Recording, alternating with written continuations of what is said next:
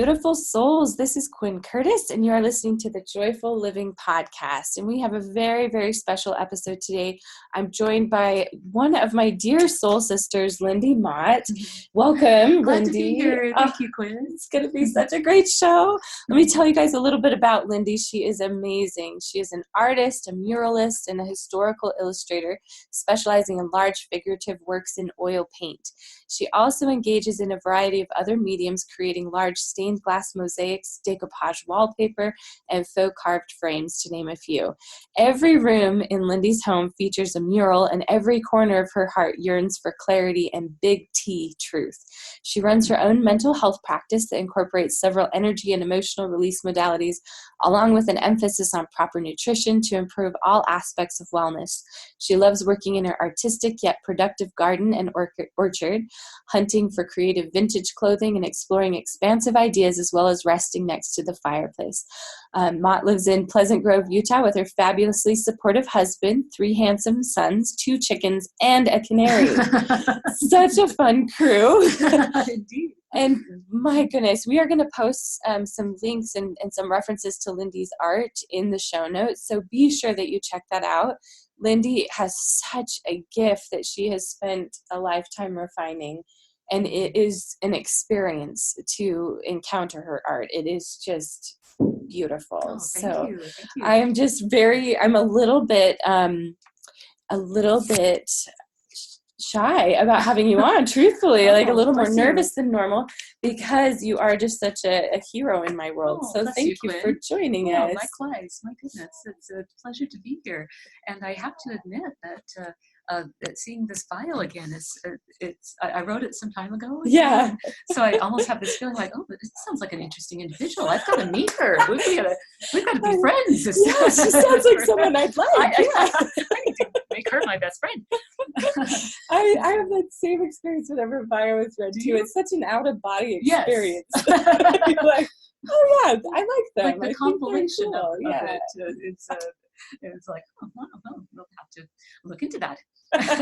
But yes, bottom line, we love Lynde, and so honored to have her on the show. So Lynde, we have a fun tradition here, because this show was created to be in the exploration and in the conversation of what is joyful living, what actually creates joy in our lives and meaning in our lives, because so often we are sold the one size fits all kind of strategy. Sure. And we've, seen countless people over the years really trying to test, and are we sure that, just having the perfect house and the perfect income and are we sure that doesn't bring happiness? Are we really sure? And see time and again, it just doesn't. You can have a joyful life in so many different flavors and colors. So I'm loving having you on, because I know that you have also been in the exploration of what is joyful living and how do we create a life of meaning and joy. And so I'd love to hear and have you share with our audience of what does joyful living look and feel like to Lynde? What's Lynde's flavor? I love how you put that, Quinn. I love that. It does occur to me that there are micro and macro ways to approach joyful living. Mm-hmm. I've heard some of your guests refer to many different multivalent, different aspects of joyful living. Yeah. I guess I do go a little macro when I think about joyful living. I think of process and I think of mindset. So my first response when I think of joyful living, I think get off the rim of the wheel of fortune and ride the hub. Now, maybe I should explain that. Yes, yeah. So the Wheel of Fortune, it's not just a game show. Before that, before Pat and Vanna, it was a medieval idea. The Wheel of Fortune. So, the kings are at the top, the peasants at the bottom, but more in one individual's life also. You're at the top, you're high, you just won the lottery maybe. You're at the bottom, you just lost your job, you just, you have these struggles. So there's this just, a chaos that ensues, because every single spot on that wheel is anxiety riddled. Every single spot out on the rim, right? So true. When you're high, you think, oh boy, this can't last. When's the shoe going to drop? When you're low, you think, this is no fun. How can I get back up on top? That constant judgment of others and of self. So it's occurred to me that maybe we could decide, the mindset, we could change our mindset.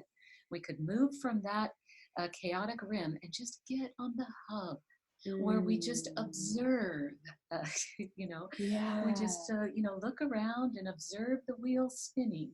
Maybe even, I'm Christian, so I consider that I have the Savior at my side, and his hand is on my shoulder, and we're both just kind of looking and pointing. Oh, look, I got into the show. Oh, good. Well, there's lessons and blessings there. Or oh, look, my son had to repent. Oh, well, there's lessons and blessings there. It's good for him.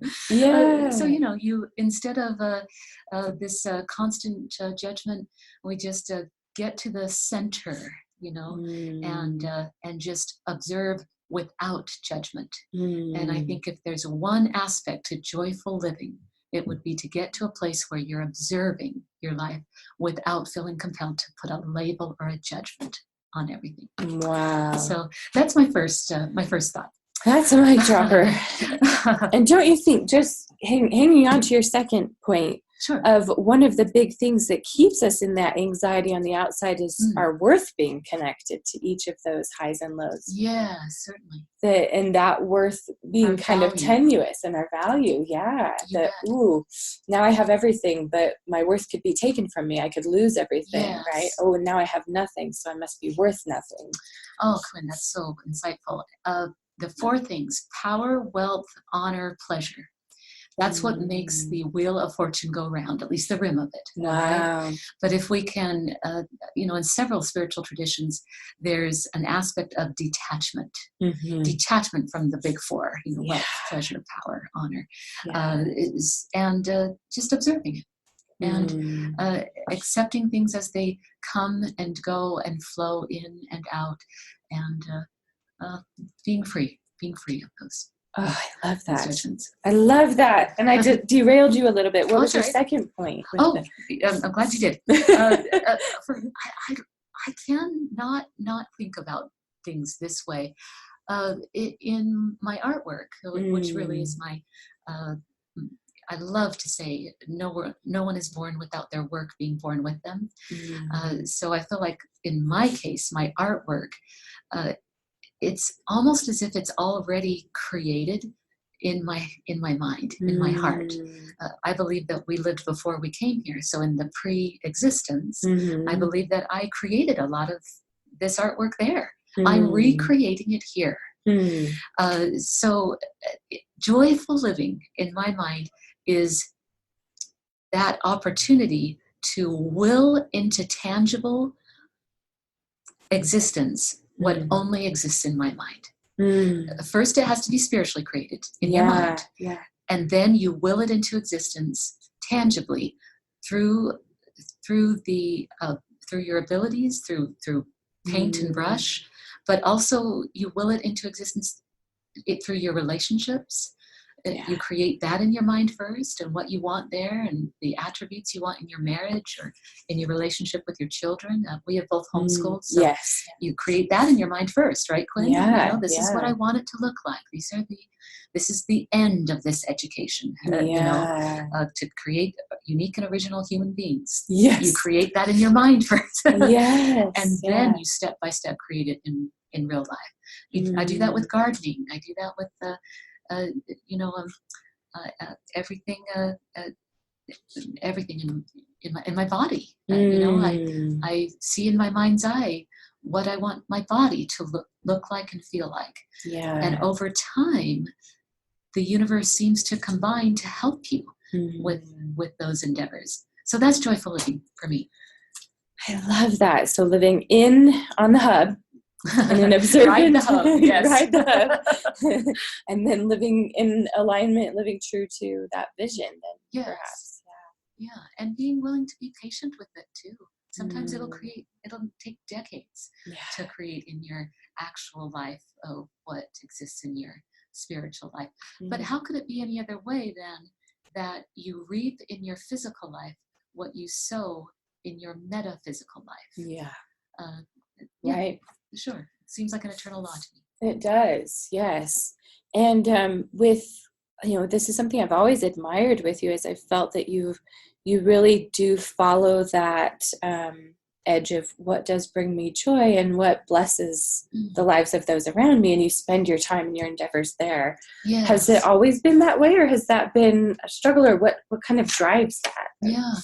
Oh, it's always quite a journey, isn't it? So you're speaking to finding and almost fighting for that meaningfulness. Yes. And I love the idea that it's so important to seek what's meaningful and not what's expedient. There's a lot of balance in life. We need to find ways that we can get life to work. But ultimately, we'll find our most satisfaction in seeking for what's meaningful. And as I've gotten older, I've honed in a step by step, closer and closer to that. I believe the big art is your life. So, and I believe that your sense of satisfaction will only come the more you align your life to your greatest purpose.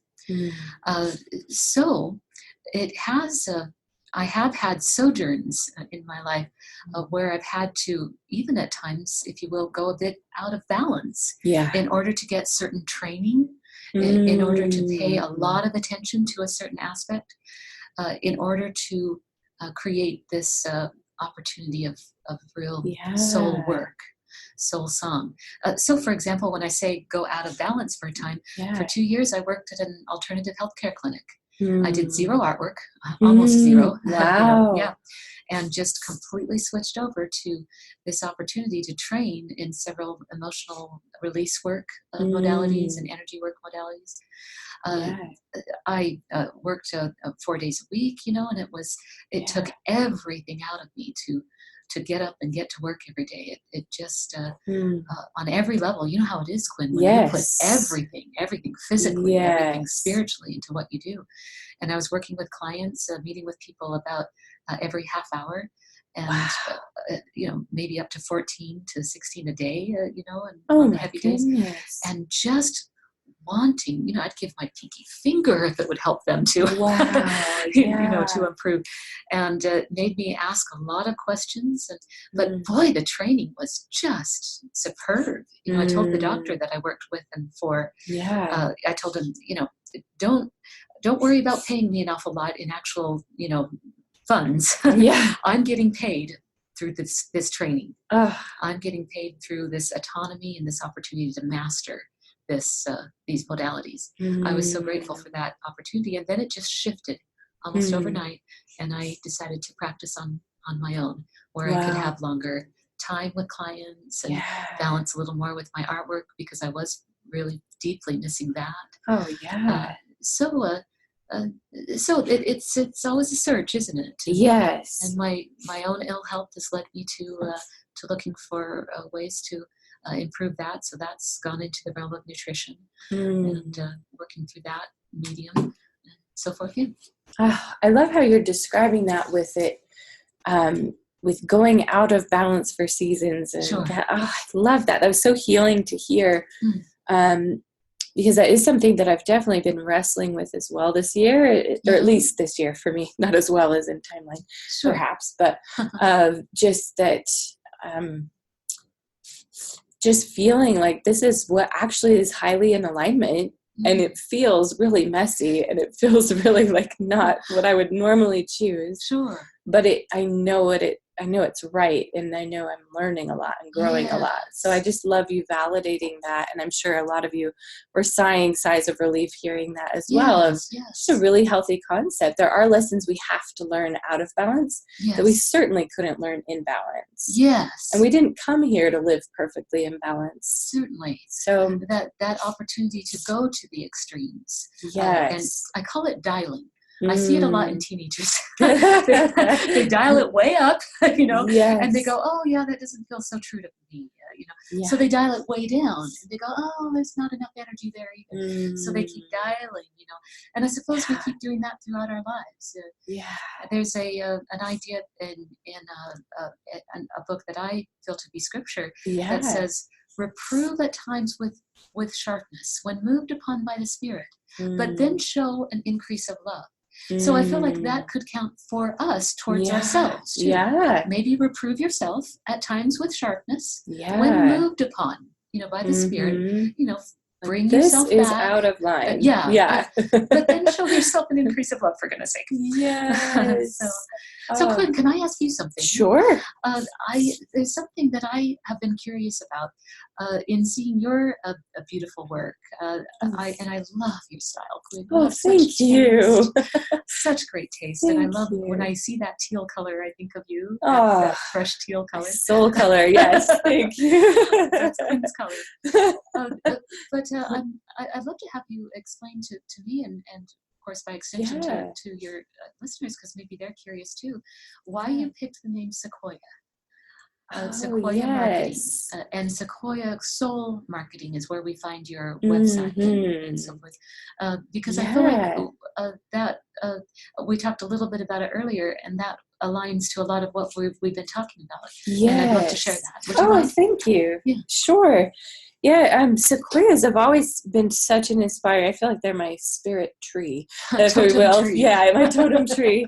Yes, of just I love them. I saw a documentary years and years ago about them, and it just stuck with me as such a model for what community can look like and what strength really looks like. And so they're, these enormous, tall, old trees that have been around forever.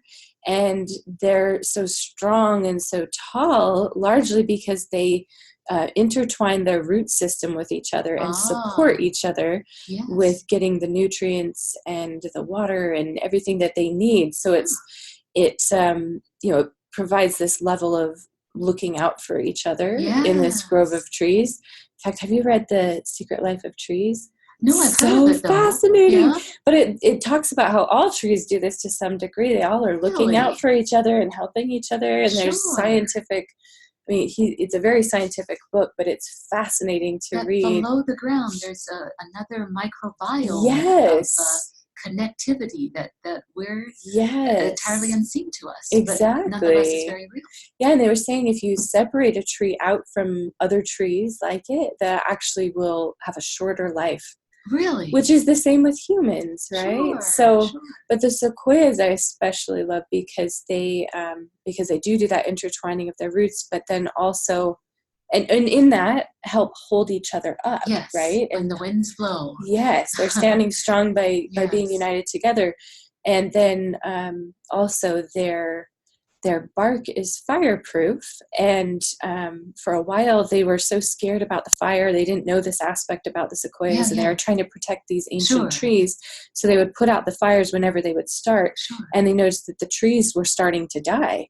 And so after years of stopping the fires, they did more research and looked into it more and found that the trees actually need the fire, because the fire is what actually releases their seeds. Isn't that and something? It prepares the ground so that the seeds can have fertile ground to grow in. And so I just felt like of anything that I've ever seen, this is my vision for being especially women in business and women in community together.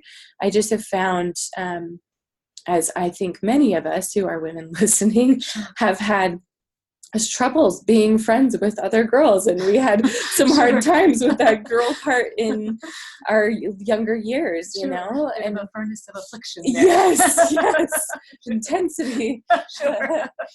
And I've seen so often, at least in the very patriarchal way that the world can sometimes operate, that there's kind of this king of the mountain aspect, even like your wheel, like we were saying, right? Where it's like there's the king on the mountain, then there's everybody else. Judgment calls, yes. And I feel like women, we've tried to operate there. We've tried to play this equality game, and so we try to jump on, and I'm going to be the queen of the mountain then.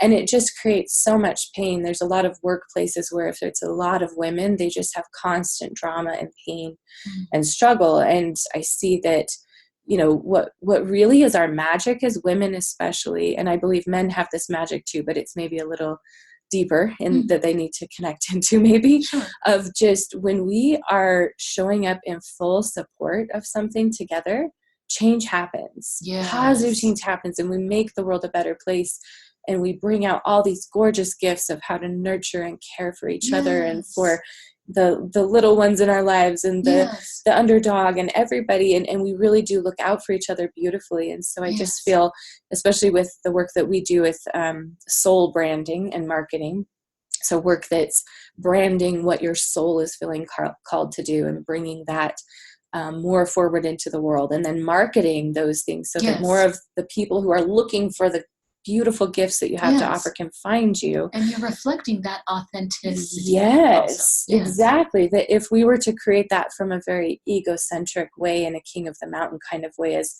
branding and marketing has been, and is very competitive and hierarchical. Yes, definitely. Relies on a Yes, real set hierarchy of pecking order. exactly, and But a you're caste moving system. to the sense, like, from patriarchy to partnership. Exactly. is what I sense you're and community, right, where everybody can play their role in this space, because we need everybody in alignment with their heart and soul. And I think that I've seen so much pain happen in the world when we, and I know you've definitely dealt with this as well, of when we repress that part of ourselves, that thing that we feel we were born to do, or that thing that's calling us that we feel would just be delicious to experience and to spend more of our time in.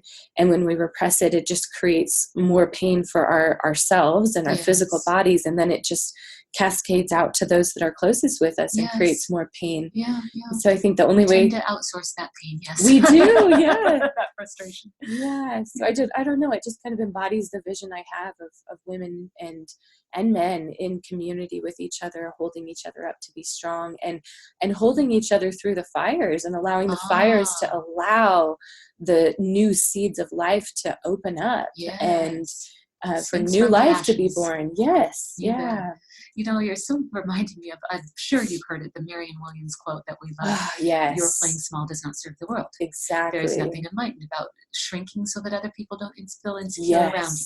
You are made to manifest the glory of God within you. It's not in some of us, it's in all of us. And when you let your light shine, you unconsciously allow others to do the same. So you're living that, Glenn, and promoting that. And it's encouraging to see that. In the work of it. Thank you. So that's behind Sequoia Marketing. Sequoia Soul. So in that spirit of connecting in with what you're feeling born to do and called to do, you've gone down some very creative paths. And what I actually don't know that I have a question for that, but I just am very curious about your path and just what kind of struggles you've had in getting to this space. I know you've mentioned your health, but then I'm sure it hasn't always been easy to just say, I'm going to be an artist with my life. Well, and trying to figure out what is viable in the arts. They say there's the two circles of what you want to paint and what, frankly and dryly put, will sell. Oh, right. There's those two circles, and then you try to let them overlap, and you paint what the overlap is. Sure. And that's been a long process. But I've been at it been a freelance artist for about 25 years and tried a number of things, and finally feel like I'm coming into my own. Finding that overlap place of what is not only self-indulgent, even though I'll always have my personal work. We always have our personal work that is out and out self-indulgent, and that's what's great about it. But also finding how it can speak to others, how it can have a message, and conscientiously, mindfully done work breathes on its own. It has its own life. Artwork is very personal. So I've done a number of things. Women of Nauvoo. I'm a member of the Church of Jesus Christ of Latter-day Saints. So I have a church history that goes through Nauvoo, Illinois, a pioneer history. So I focused a lot on that period, the 1840s. Then started to do some biblical work, Queen Esther and Peter, and painted the Savior. And that's historical work is very, very meaningful to me. That's the symphonies of my work. And then there's the chamber music that's more decorative kind of things, murals. And I just finished doing a 15-foot tall cherry tree in an estate down down nearby, and now just moving into a variety of things. It feels like chamber music. When I do watercolors of infants, say, or drawings, or just a variety of the things that I'm asked to do or feel compelled to do. Yeah. I'm grateful for the freedom. Don't you feel like we're living the life our ancestors wanted to, yes, but couldn't, yes, but didn't have the advantages? Definitely. Modern life is a miracle. It is a miracle. Yes, there's so much privilege in it. Even in the hardest circumstances, there's opportunities they just never had. Yeah. Well, we today, the poorest person today, lives with more privilege and wealth and conveniences than the wealthiest person of 200 years ago. Wow. Right? Yeah. It's so hard for me to lose that perspective. Yeah. To just a grateful heart sits at a continual feast. Right? If we could constantly feel gratitude for just all these miracles, these constant miracles of modern life. Goodness, it's so true. Sure. Yes. Well, and goodness, I love what you were describing with your art about feeling like you're finally now at a space. I think I've noticed this phenomenon. I don't know if you've also seen this, where right out of high school, or maybe even in high school, it's like everybody's expecting that they're supposed to have found out who they are, and they've found out this is me. This is what I'm.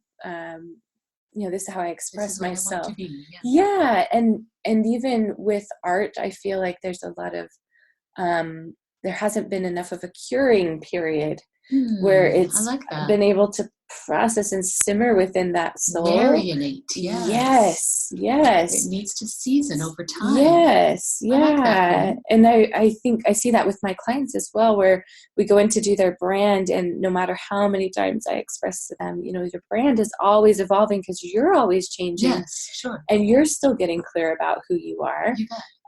And as you keep, going at it, we're going to take our first really great stab at it, and we're going to get closer, but it's going to need continued refinement. I always feel like I'm coming through the fog towards the shore. Yes. Yeah. Yeah. And I think that it's kind of become a lost art, or it's been maybe not as appreciated, that journey, like of really taking the time and allowing yourself the space to be playing in all of the colors and all of the flavors, and finding that space over time. Sure. That is me. I think we just jump way too fast to, this is just me. I see my kids even doing it in their young age, where they decide what they are and what I'm they aren't. I'm just this. Yeah. Oh, I love that, Quinn. And there's this wonderful book that I read only because of its title. I just thought, if you can write a title that is that fetching, I'm going to read your book. Okay, what is this title? Yeah, have I set it up well? The Dark Side of the Light Chasers. Ooh, it's so good. So good, yeah. And she speaks to just what you're referring to, that she says all of humanity is yours, all of it. It's not appropriate to say that you are lazy but you're not motivated, or you're innocent but you're not guilty. All of humanity is yours. You're here to experience the whole spectrum. So I like that permission. You mentioned your kids. To give kids the opportunity to say, there's going to be opportunities that you will be. You'll be very motivated, with the project. And then there's times that it's appropriate to be very, very still. I guess I collect paradoxes. I love paradoxes. Yes, This idea of two statements that contradict each other, but nonetheless are both true. So paradoxes, strength and sensitivity. Heaven and earth, masculine and feminine. But then beyond that, I like the idea of poetic paradoxes, like a smile that shines through tears. Or I feel like the best paradox expressed in music is Beethoven's Seventh Symphony. I think it's the second movement. I think it's the Allegretto movement. If you listen to it, you want to both laugh by the sheer sweetness of it, and then you want to cry because it's so bitter too. So, even in music, in the arts, this idea of paradox, or the full spectrum of humanity, can be experienced with permission.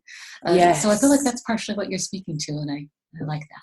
Yes, and in, as I've thought about this over the years, I really feel that paradox we're describing is where aliveness is found. Yes. The aliveness is not found in the extremes, like we think. We think, oh gosh, I'm just going to be happy, and then I'm going to be really alive. Sure. But it's actually, aliveness is being able to be so overjoyed and also having your heart broken at the same time, right? And oftentimes those emotions are so layered. Yes. And experiencing those layers from dark to light. Yes. Sure, in their fullness, and not thwarting any aspect.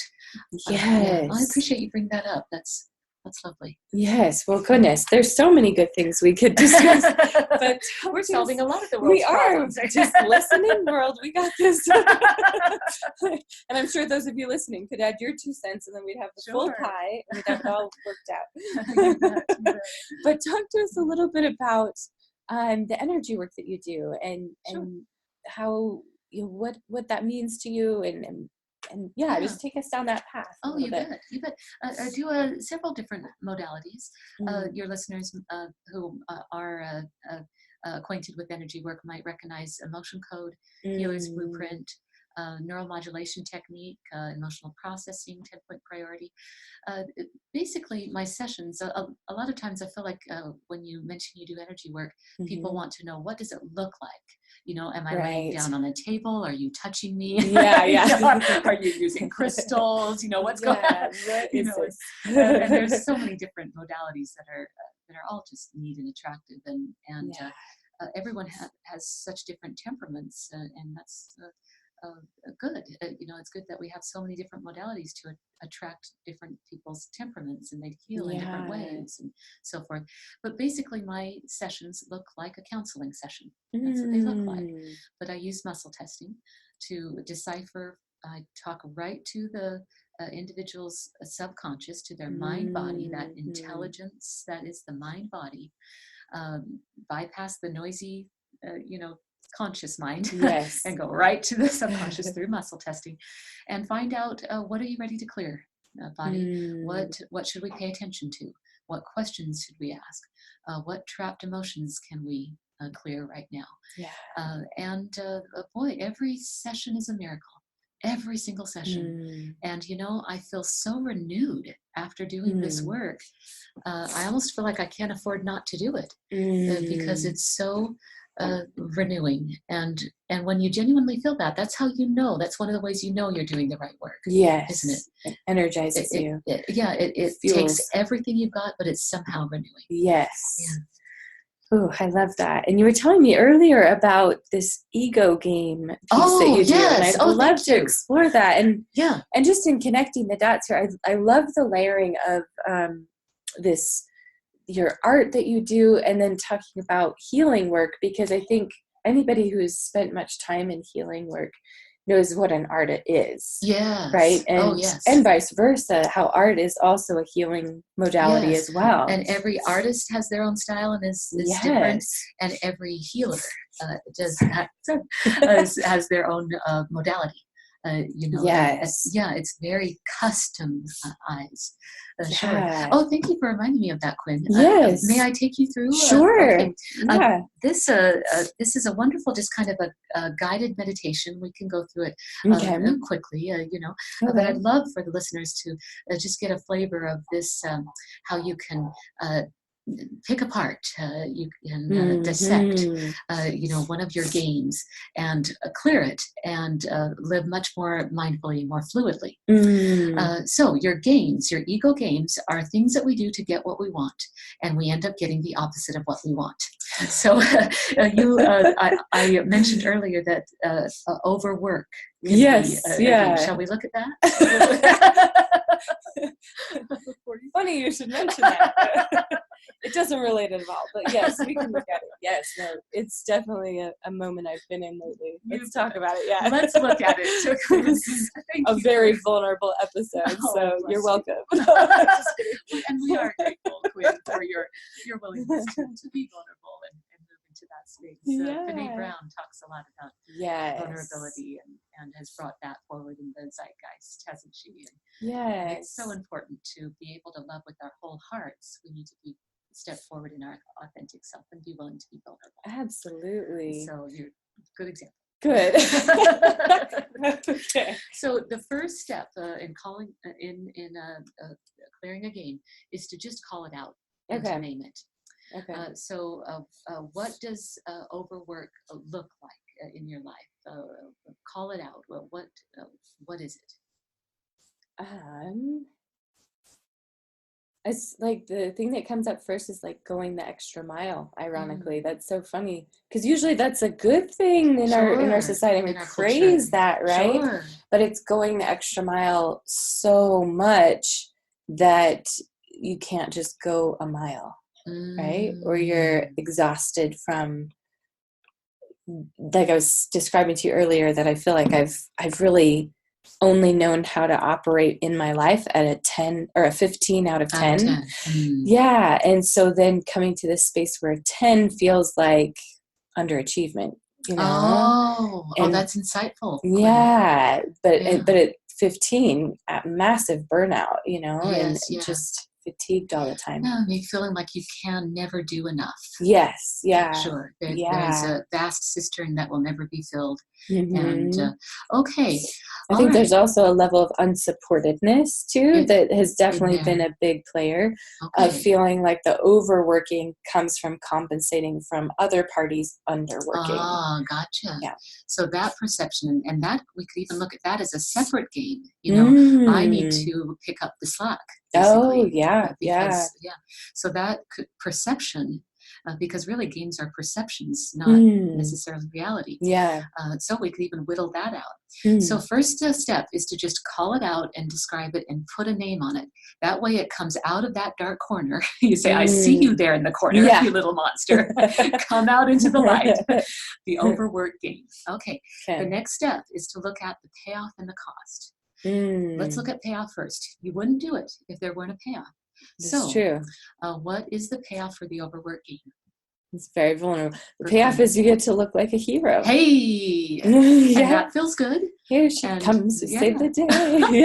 And there's a light side and a dark side, right? Right. So the light side is that part of the measure of your creation is that you're meant to do this work and play this role and step with strength into that place. The dark side. So we're not clearing the light side, just to be clear. We're clearing the dark side. You get to keep the light side. Well, I think that the hero piece has some shadow for sure, though, with ego and feeling like you're getting people only see you if you're the hero, right? Or only need you if you're the hero. I see. Yeah. That's your only role to play. Sure. As opposed to, you have permission to play all the roles. To be taken care of. Yeah. Oh yeah. That's important too. It's important to give and receive. Yeah. To open up the give and receive vortex. Not always be giving. Not always be receiving. But that flow. I think the overwork piece too, and I don't know if this is in this step, but just has been a piece of kind of feeling my whole life like I was born too big for this body, too big for this world, too big. Like there's not space for me, so I have to create that space somehow, or I have to work a little bit harder because I'm too much, or I want too much. So it's interesting. Like when I was in Bali, I went on an elephant ride. That was on my bucket list. Yeah. And it was fascinating to me of just riding that elephant and seeing the elephant ate the entire time nonstop. Is that right? And I was just thinking about, looking at what an elephant requires to stay fueled versus what a little canary requires to stay fueled. And I think I've always been this kind of elephant personality or elephant spirit that's been trying to live off of a canary diet and kind of look like I can. Does that make sense? Yeah. So I think that overworking comes from trying to prove that I have earned my elephant share that I need. Oh, there it is. That's the payoff. Yeah. Yeah. And again, there's a light and a dark side. Yeah. To that. And you've beautifully, elegantly articulated the payoff in your mind. Let's look at the cost now. Let's take a shift now. Okay. Now, what is the cost in your life for the overworking? Fatigue and burnout and declining health. Oh. So you can't continue that level of that high light. High, level. You're killing the goose that's laying the golden eggs, as it were. Yeah. Very true. Okay. Yeah, and not as much time as I've wanted with my kids. So yeah, that's been something I've been continually trying to balance, or trying to create enough more, like get ahead in the work, so that I can relax and be with my family more, so that you can have that good separation. Good. You're so insightful.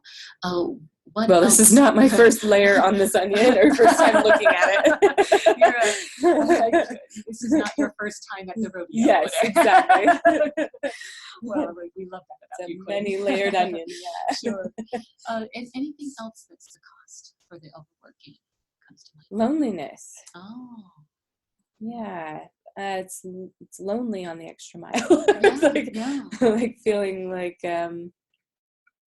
just everybody else is doing life at a 10, and I can't quite get there to be with them and feel safe there and feel okay there. Sure.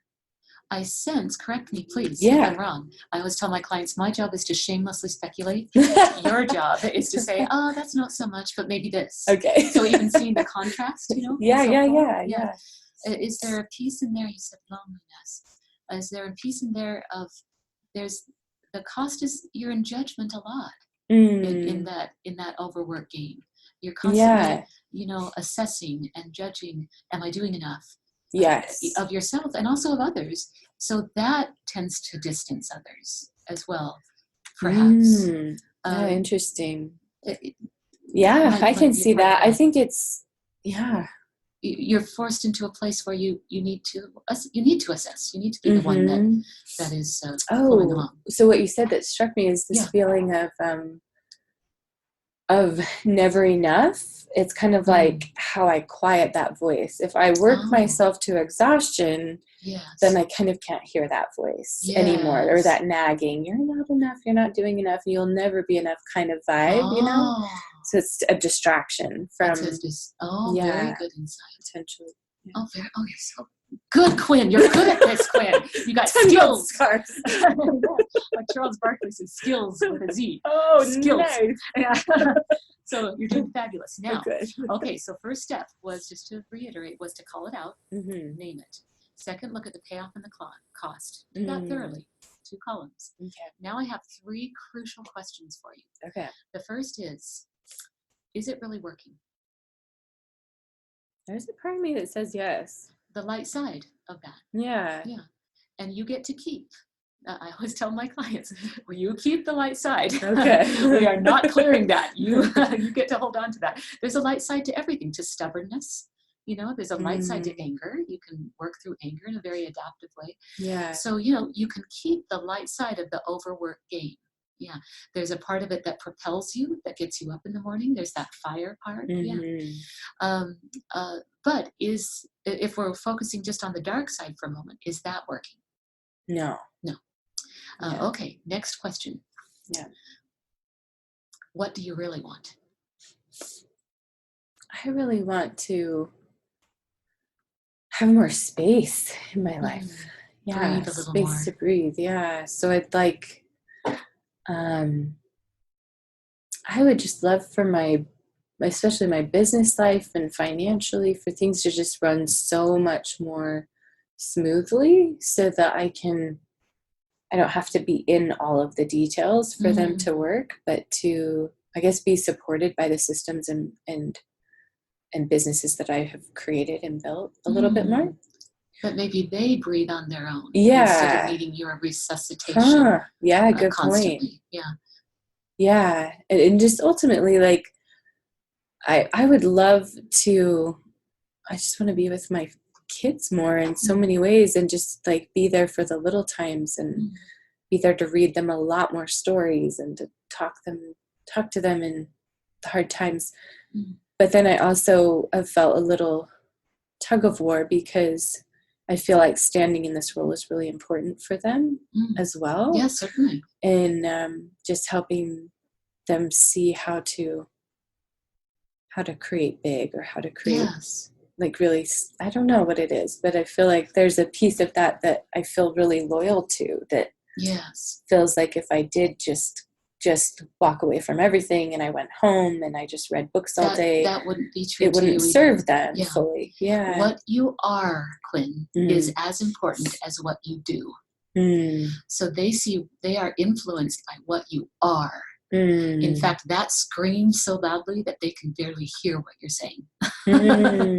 So keep that in mind as you look at the light and dark side of this, of this, the overwork game. Yeah. So, but I respect your wanting to infuse your life with inspiration. I feel like when you said I want space, that word inspiration just came to my mind. That you want room and time to receive. Yeah, it's like that artist piece. There's nothing more painful to art than putting a deadline on it and the restrictions around it, and so it feels like I love the idea of having a slower life where you just can receive the inspiration and then you do the art and you have space to create it. Yes. Which I feel like it still may not even fully be possible here until I'm retired or something in some ways, because I also understand that there's some constraints in creating here in this earth. Yes. And we have to balance both worlds. Yes. So we actually have finite time. Yeah. In the celestial worlds, we will have infinite time and we'll have infinite resources. Here, creativity isn't finding something that works in an ideal environment. It's finding something that works in a very unideal environment without enough talent, without enough resources, without enough paint, without enough, So, but that's what creativity is, right? Finding something that works despite. I love this quote. It was, she builds laughter out of inadequate materials. Oh, yay! I love that. Yes. Laughter out of inadequate materials. That's really good. Last question to finish the game is, and it's maybe the most crucial one of all. And if you really had a chance to look at your game carefully and really whittled it out, usually by the time you get to this question, you're ready for a shift. The question is, are you willing to find a new way? Yeah.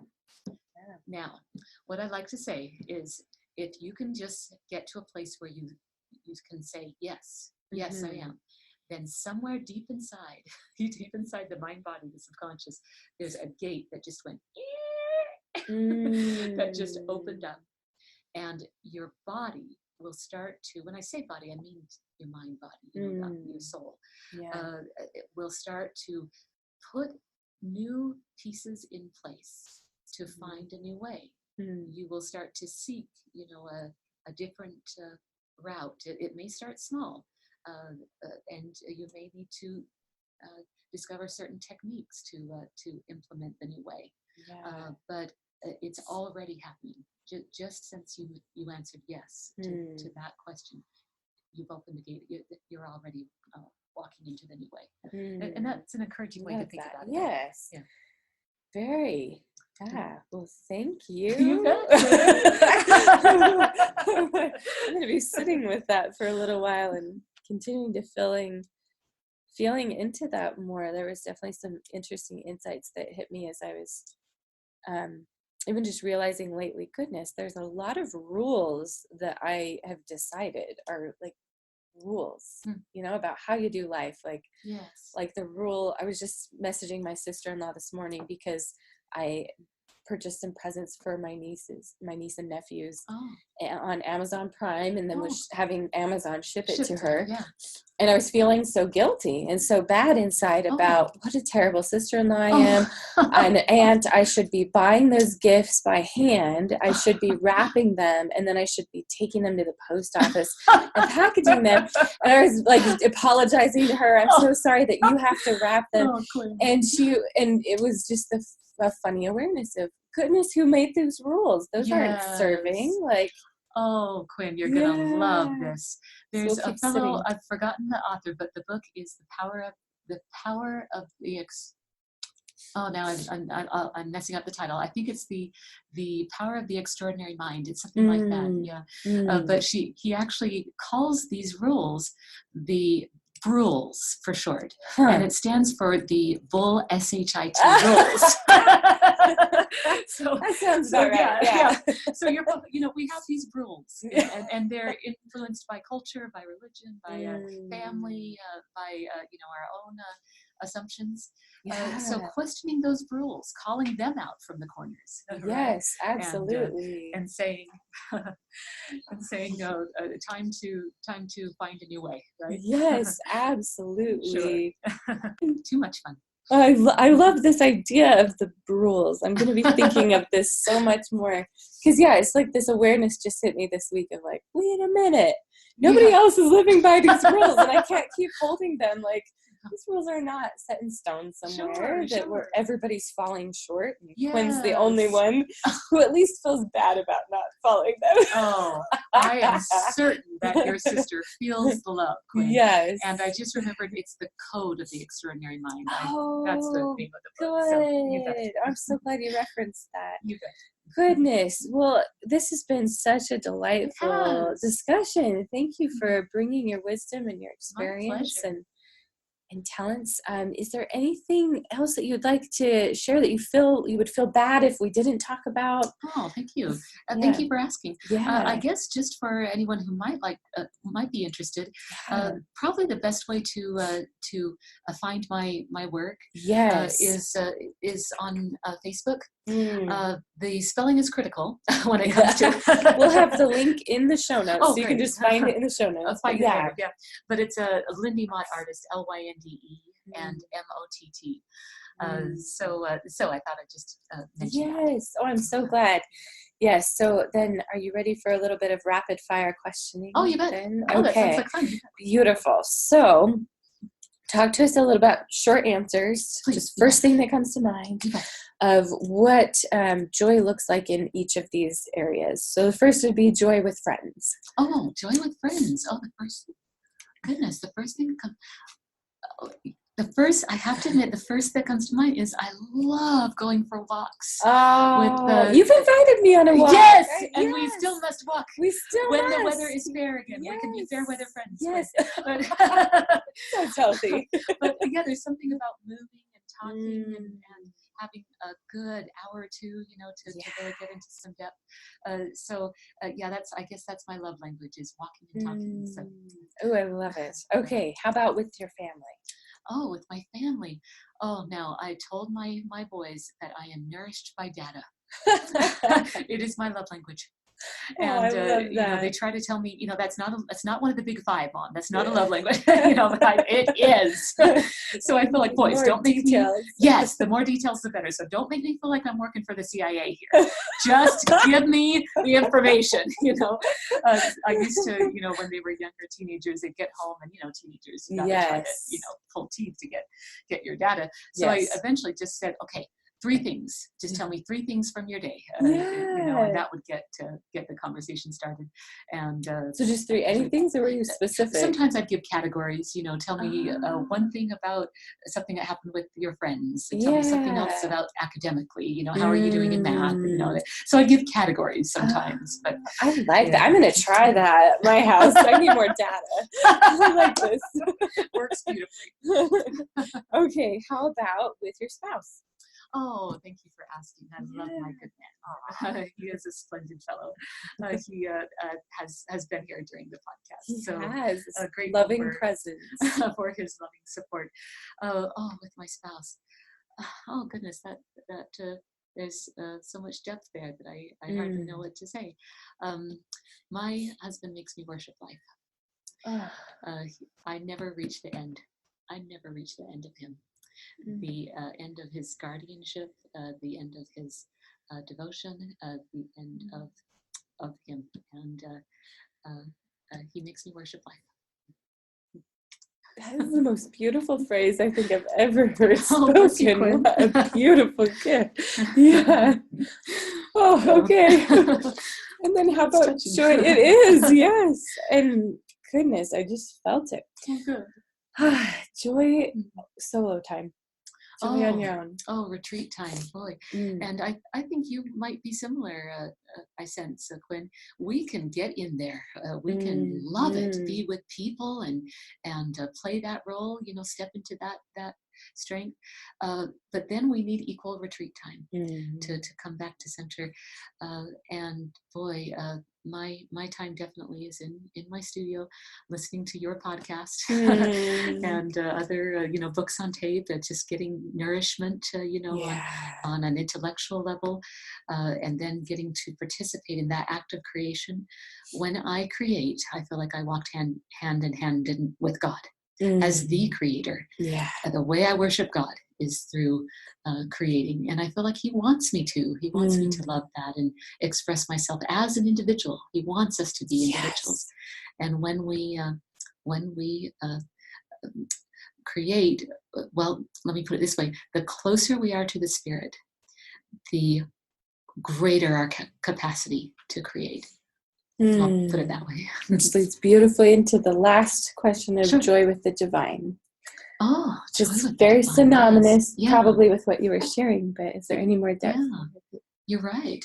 I feel like the greatest way that, well, sometimes I tell my boys, if anything happens to me, so help me, do not visit my grave.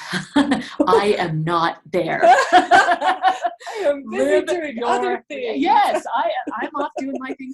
Live your life. That is how you will pay honor to me. So I guess by extension, I feel like the way I pay honor to my Father in heaven is by living fully and completely and most luminously my life. The power of God is expressed through a human being fully alive. And so that's... Oh, goodness. As I'm swimming in tears now. Thank you so much, Lynde. Goodness, it's been such a gift to get to have this conversation with you. It's been my pleasure and honor, Quinn. Thank you for the opportunity. Yes. Is there any kind of parting thought or parting wisdom that you'd like to leave, advice, counsel to our listeners on creating a joyful, meaningful life? I'll just share my favorite quote. It's by, just escaped Jack London. Jack London. Okay. You can't wait for inspiration. You have to go searching for it with a club. And I love that. You have to be willing, have the emotional bravery to get out there. You can't sit around waiting for it, right? Get out there and search for it, do the work, and you have to have the wherewithal, bring a club to knock it out and drag it home. So I shall leave you with that. I love that. Well, that's such a fun thought, especially because I think I've always assumed like, Lynde just lives in this space where she's just inspired all the time. Oh, no. She's out there with her club. Oh, yeah. And she's fighting for it. Oh, yeah. Yeah. All aspects of humanity, right? Yes, to live an inspired life. Well, goodness, thank you again so much, Lynde, and thank you to you listeners for joining in and listening. I hope that this conversation has inspired and encouraged you, and certainly if you feel inspired to reach out and connect with Lynde, I cannot recommend that highly enough. She is just one of the most beautiful souls on this planet, and I'm so blessed to call her a friend. So I'm so glad that I got to share her with you today. And we hope that you have a joy-filled day and that you choose to create something beautiful with this day that you have. So much love to you, and we'll talk to you soon. Bye. And in the end, only love will last. You've been listening to Joyful Living. If you haven't already done so, be sure to email me at quinn@joyfullivingmovement.com so I can send you our yummy Joyful Living welcome package filled with lots of awesomeness, including access to our private Joyful Living network. I read every email from my listeners and would love to hear from you. Also, be sure to leave a review on iTunes, and most importantly, have a joy-filled day.